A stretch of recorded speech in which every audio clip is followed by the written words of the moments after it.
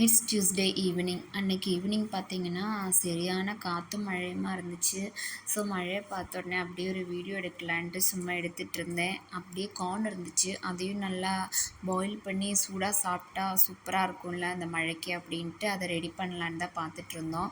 Actually அதை என்னால் cut பண்ணவே முடியல. நானும் எவ்வளவோ ட்ரை பண்ணி பார்த்தேன். கடைசியில் ஹஸ்பண்ட் வந்துட்டு அதை கட் பண்ணி கொடுத்தாங்க. அப்படியே நம்மளும் அது பாயில் பண்ணி எடுத்தாச்சு.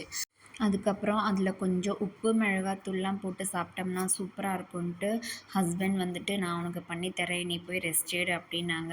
சரிடா நம்மளுக்கு வேலை மிச்சம்ன்ட்டு நானும் பையனும் மழையை பார்த்துக்கிட்டு அப்படியே சூப்பராக என்ஜாய் பண்ணி விளையாடிட்டு இருந்தோம். அதுக்குள்ளே அவங்களுமே ரெடி பண்ணி எடுத்துகிட்டு வந்துட்டாங்க. ஸோ அன்னைக்கு ஈவினிங் பார்த்திங்கன்னா ஒரு ஃபேமிலி டைம் மாதிரி தான் என்ஜாய் பண்ணிகிட்டு இருந்தோம். உங்களுக்கு இந்த மாதிரி மழை டைமில் சூடாக என்ன சாப்பிட பிடிக்கும்னு கமெண்ட்ஸில் சொல்லுங்கள். So happy evening. பாய்.